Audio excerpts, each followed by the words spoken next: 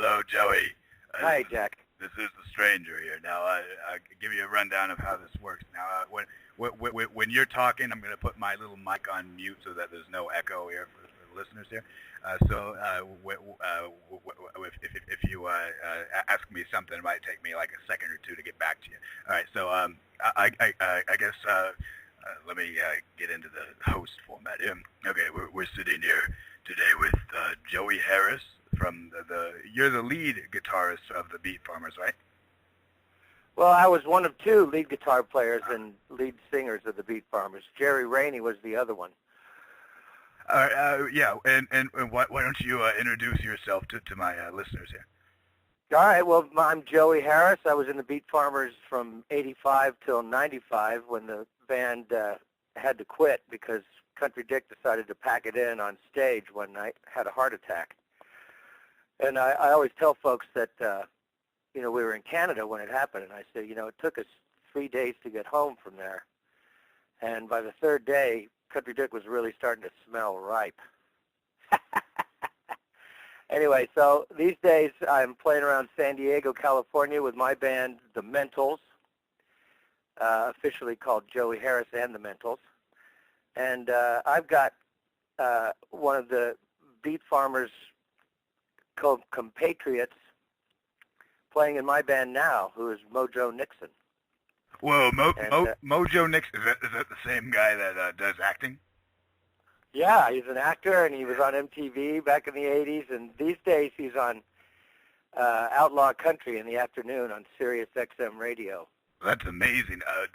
The thing I know him from was from Super Mario Brothers when I was right. That's right. Toad. I think Toad. Yeah, it's funny you mentioned that you became sort of aware of the Beat Farmers through a movie. Garbage Pail Kids. I was wondering if you've ever seen that. I've never seen it, but I heard that it was on there somewhere. If you ever seen it, it's quite a trip. Currently, it's got a bit of a interesting reputation. I'll just say it that way. Now, Country Dick. Yeah, Country Dick. Why don't you I'll get to him in a moment. Why don't you tell what got you into music here? Got you interested in playing stuff? And actually, why don't you describe the Beat Farmers style for me? Because you guys are considered country punk, stuff like that. Do you guys intentionally go for that kind of hybrid genre, or is that just what you guys put out and that's what people labeled you as? Well, the whole thing started with Country Dick, and Country Dick's true name was Dan McLean. And he grew up here in San Diego and had a record store, like when he was still in high school, selling and trading old records. And he was a huge fan of the sort of English, the first wave of English bands, and he started a band called the Crawdaddies, which are now still sort of revered around the world as one of the first sort of retro English garage bands from America. And actually, there are quite a few people that list the Crawdaddies as their influence. And Dan McLean was the drummer in that band, and then he had a band here in San Diego called the Penetrators, which were sort of a punk band in the late 70s. Did Country Dick play on the Penetrators? Did Dan McLean, yeah. Then let's see what's happening. I had bands back then too, but after the Penetrators broke up, Dan McLean decided he wanted to start a country western band, and he wanted to call it Country Dick and the Snuggle Bunnies. And Country Dick and the Snuggle Bunnies started playing local bars here in San Diego and punk rock shows. And what happened was we took old Hank Williams tunes and Johnny Cash tunes, and we just sped them up real fast, and they ended up being just right for some of the punk venues here in San Diego. And as far as I know, the word spread from there, and we ended up with Jason and the Scorchers and the Blasters and all these other bands that sort of became sort of Americana early Americana groups. And then after Country Dick and the Snuggle Bunnies, I went off to promote a record I did with MCA called Joey Harris and the Speedsters. And while I was off doing that, Country Dick put together what became the Beat Farmers. And the Beat Farmers had quite a bit of success from their first record on, and this is back in '83 or '4. And one of the original guitar players left the band, and I wasn't doing anything at the time, and so that's when I joined in '85. And from there, we went on and did 8 more records. We did the David Letterman show. We traveled the world and just generally created havoc everywhere we went.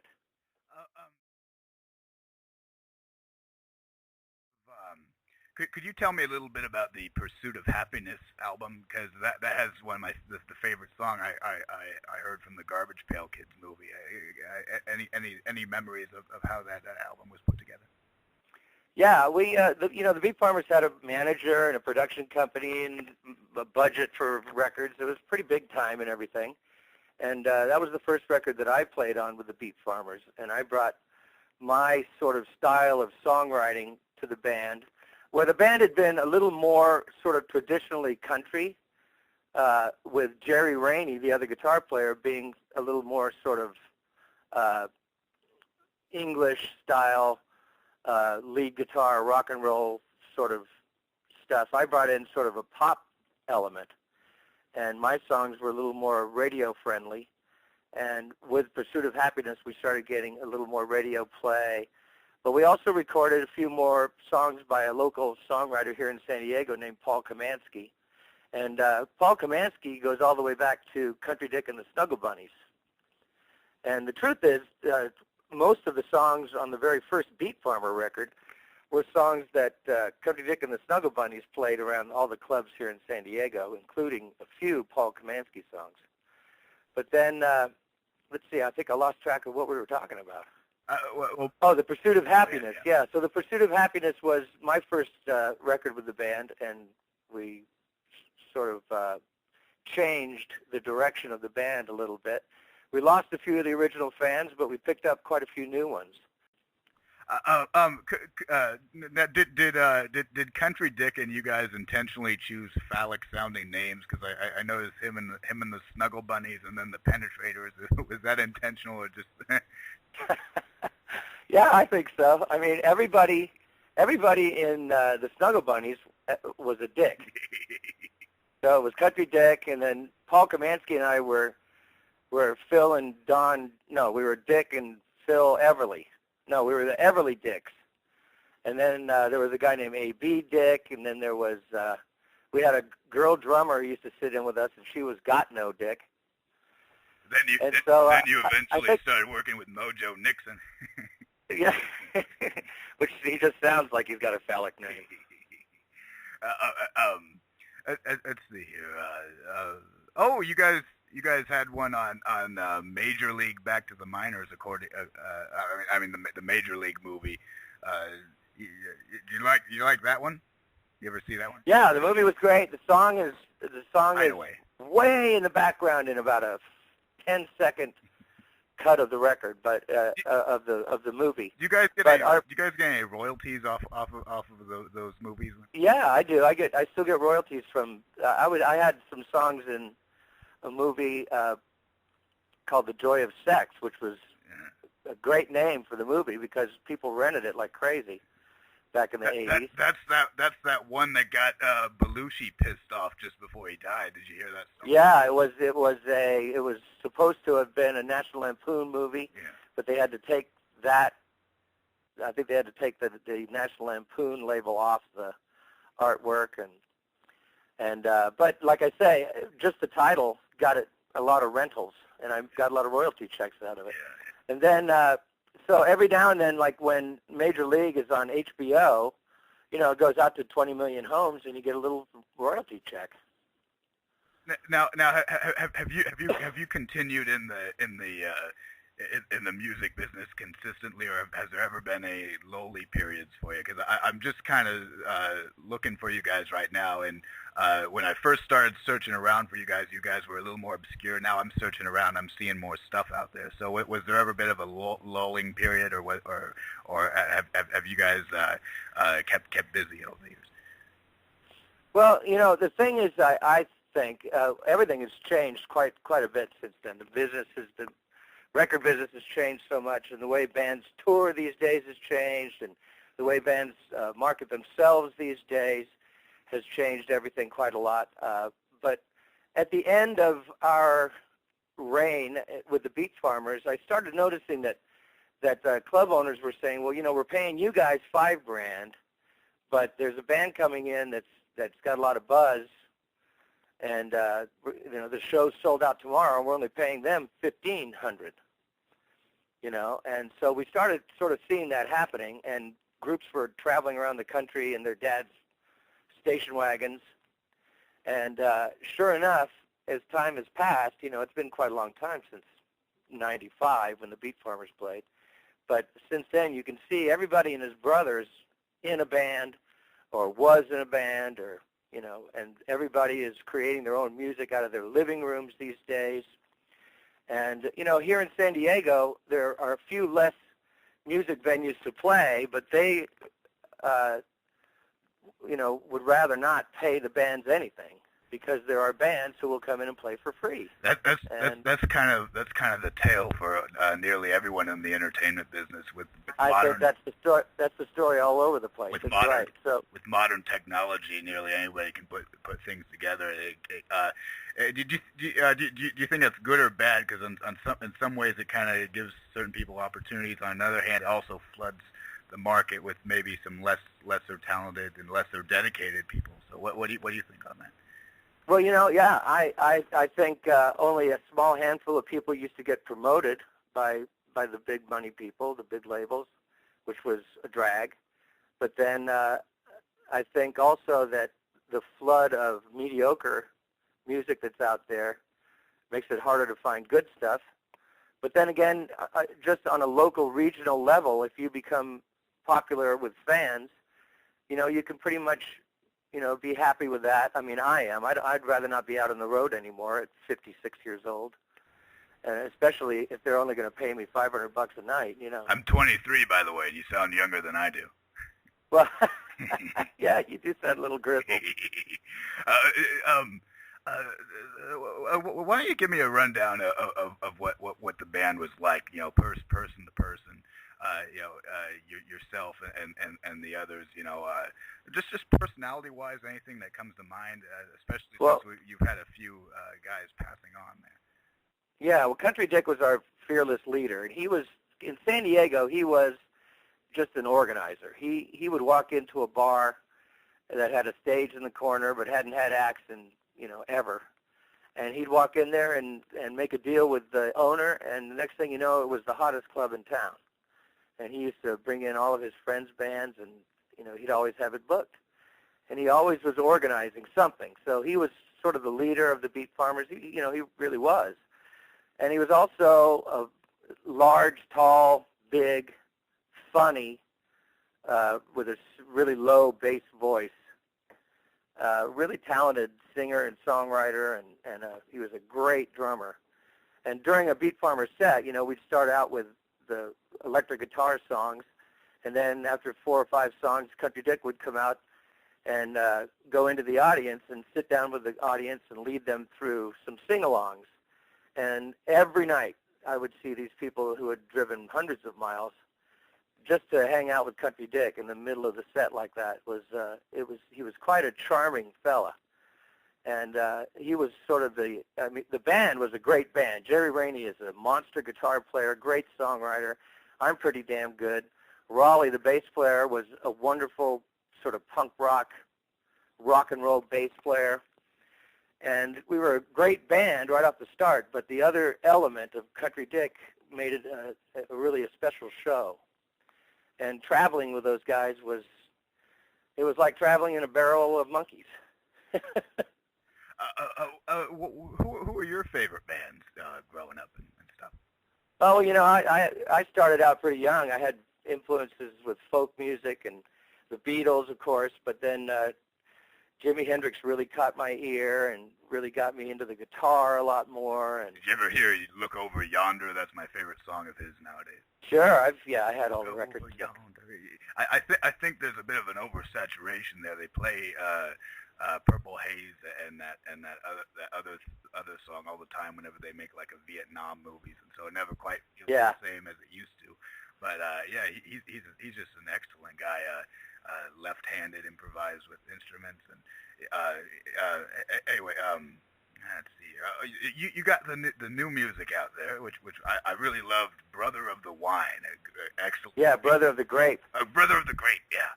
Yeah, that song was inspired by a live recording of Charles Bukowski. I don't know if you know who Charles Bukowski is. Who is he? He was a poet who died back in the 90s at 73 or 4 years old. But he started out as a mail carrier, and he always wanted to be a writer. So back in the 40s, he started writing, and he used to send his poems to legitimate publications who always turned him down. So he decided to start sending his poems to porno magazines and porno books, and sure enough, they started picking up his poetry. And he was a wonderful poet. A lot of his stories that he tells sound biographical, but they, more than not, are the story of a night of heavy drinking, and there's usually a fist fight involved, and somebody ends up fucking. And so me and Country Dick were huge fans of Charles Bukowski, and we had a live recording of Bukowski, who had an interesting delivery. He sounded a little bit like Paul Lynde, who was a character actor from the 60s and 70s. Guy from Bewitched and Hollywood Squares. Yes, and and so here's this big, ugly, drunk fella reading these poems in this kind of high-pitched, lilting voice. Hello. And it's just it's hysterically funny. Yeah. But he was referencing one of his favorite writers named John Fante, and saying that John Fante's book Brotherhood of the Grape was his favorite new book that he was reading. And so I always remembered that title, and later when I was writing the songs for the Mentals record, I decided I needed to write a song that threw a nod to Charles Bukowski. It's also an excellent drinking song, although I never... Yeah, it's all about all the different kinds of wine you can drink. Well, now I hear that you no longer drink, and I no longer drink either. I never really got started drinking. I only drank about once, and then I never liked the taste of it, and I'm a bit of a health nut too. So yeah. Well, there you go. All right. Hey, well, my job used to be just a drunk, but since then I can definitely reflect on my happy years as a drinker and comment on them in songs.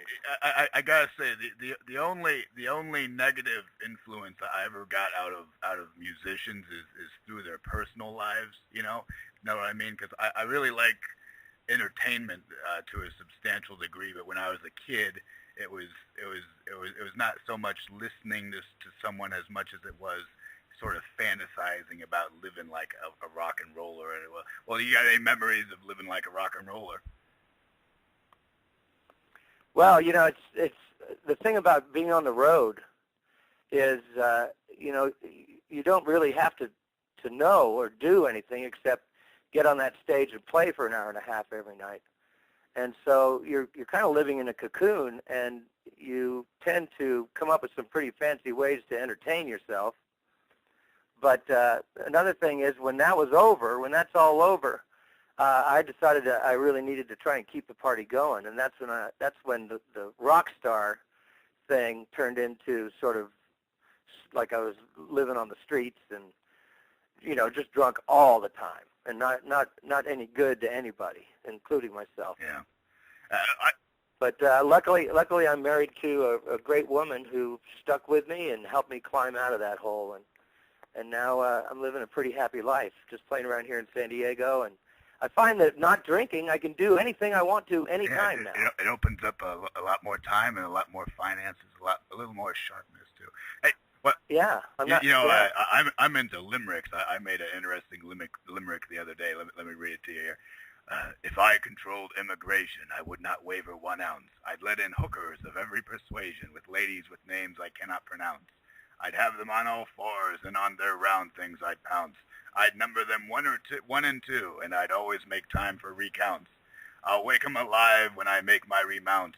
I'll pay them half price because they won't know the amount. They'll brutalize the stranger when they finally learn the truth. They'll mutilate my genitals and yank out my tooth. They can do what they want, but I still won't go away. I'll happily be a dickless, toothless bastard in America on any day.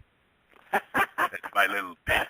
That's terrific. Now, have you researched the Beat Farmers a little bit on YouTube? Oh yeah, yeah. Like I said, I had limited information. I had the Wikipedia page and some of the YouTube. Well, listen, go find the Beat Farmers on YouTube and find especially some Country Dick songs. And there are quite a few where he's out talking to the audience, and I think you'll hear a parallel between your limerick and the way you just delivered it, and the way Country Dick used to deliver his material. It's a bit kind of like a soldier poem. I hang out with a lot of that. That's right on, man. By the way, how long do you have for me today? I don't want to keep you too long. I need to get off pretty soon to go pick the boy up at school. Okay. I'm going to try to think up 2 good questions I can have for you. What is the zaniest moment you've ever had on the road and living in a band? Jeez. Well, one time we were playing a nightclub in Minneapolis, and there was unbeknownst to me, there was about a 10-inch square hole in the stage off to the stage left. And I was walking back and forth between my amplifier and my microphone, and I walked over to the curtain at the side of the stage, and one leg went right down into the hole. And I landed on my balls with the other leg sticking straight out onto the stage. And I saved my guitar by raising it up in the air, but I was stuck in this hole until my roadie spotted me and then sort of shaking his head like, dumbass Joey's causing trouble again. He ran over to my side of the stage and pulled me out of the hole. And I think I remember finishing that song pretty well, except the pain in my nutsack was pretty rough. Hey, are roadies very well treated in the business? Because sometimes I see some bands like, well, maybe not bands, but I see kind of media people making fun of them and treating them lousy. What do you think of roadies? I mean, are they the guys that make your stuff work every night, and so forth? That's right. Well, there's a comic image of roadies as guys that aren't smart enough to be playing instruments or something. But the truth is, your life is in their hands. And so you find out, who the real numbskulls are, and you don't bring them back out on the road.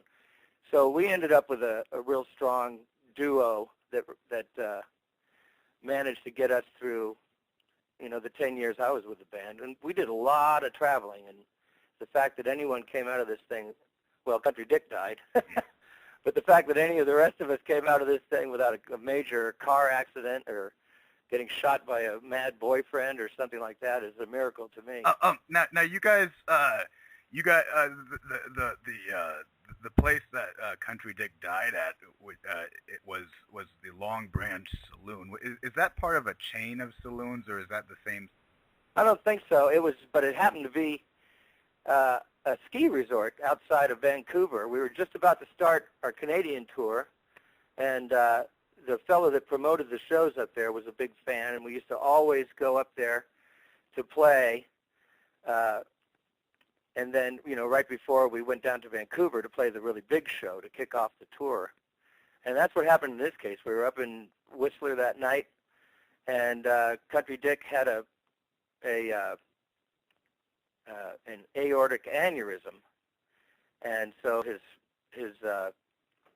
blood vessel just opened up and he bled out right on stage. I mean, internal bleeding, and he was dead apparently in just a few seconds, really. But that was pretty shocking, and it sounds a little trivial that he died at a ski resort, since he never went skiing a day in his life. In a way, I'm kind of envious of him. You know, that's the way to go out playing your music. He definitely died with his boots on. Going out with my boots on. That's a new song. Okay. Right. Last question or comment. I found it interesting that you were at the Long Branch Saloon, because I'm doing a book on a fellow who had a radio show, and his sponsor was always the Long Branch Saloon, but I think his is over in America somewhere. His name's Michael Porter. He was a wrestling roadie, sometimes guest announcer. So, anyway, I guess I gotta let you go now. You kind of caught me by surprise, so I didn't have too much preparation for this interview, but it was fantastic talking to you. You can say, Joey at joeyharris.com. Yeah. Well, right on. Let's stay in touch. We'll stay in touch. Yeah.